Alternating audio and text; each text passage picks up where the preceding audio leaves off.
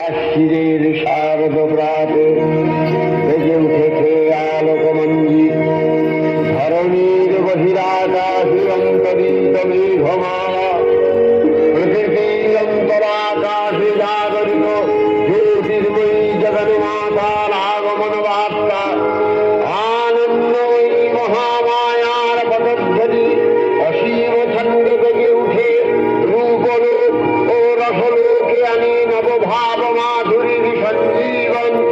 তাই আনন্দিতা শ্যামলী মাতৃকার চিরময়ীকে মৃদুময়ীতে আবাহন।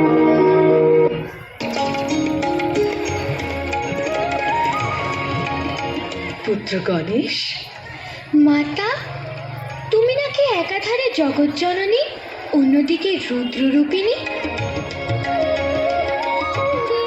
তুমি সৃষ্টিকর্ত্রী, আবার তুমি বিনাশকারিণী। মা, আমি তোমার সিংহবাহিনী রূপের মহিমা কীর্তন করতে চাই।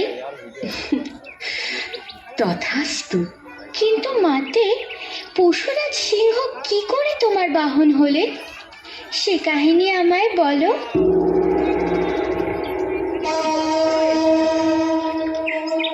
আমি তখন দেবাদিদেবের তপস্যায় রত। ঘোর জঙ্গলের মধ্যে আমি একা সাধনা করে চলেছি।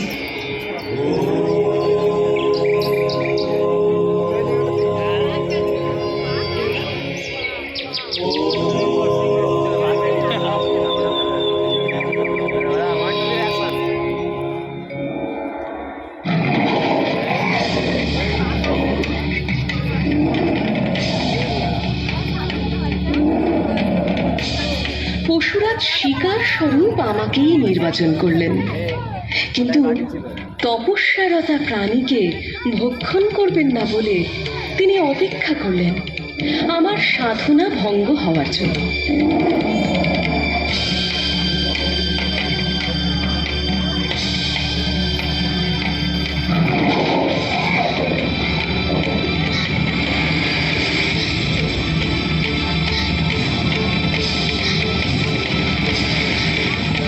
বছরের পর বছর কেটে যায়, আমার সাধনা শেষ হয় না।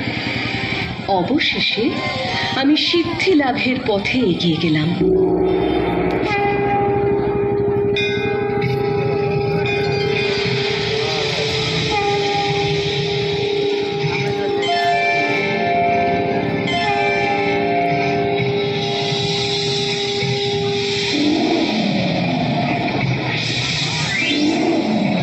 পশুরাজের মধ্যেও এলো বড় পরিবর্তন। তিনি স্বেচ্ছায় আমার বাহন হওয়ার সিদ্ধান্ত নিলেন।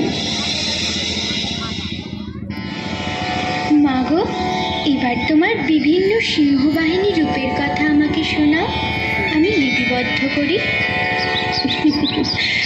তোমার কোনো ইচ্ছাই আমি অপূর্ণ রাখতে পারবো না পুত্র। প্রথমেই তোমাকে বলি আমার চণ্ডিকা রূপের কাহিনী।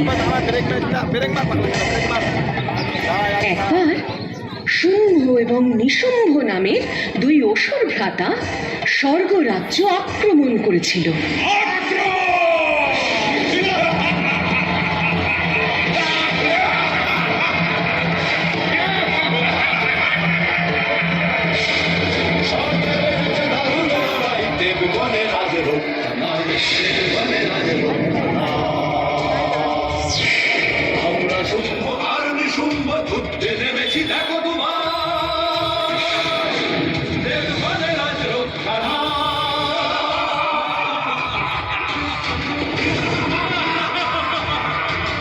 ব্রহ্মার বলে শক্তি পেয়েছি, কেড়েছি ইন্দ্র সিংহাসন, অসুরের রাজ কায়েম করেছি, স্বর্গের বুকে ফোড়া এখন।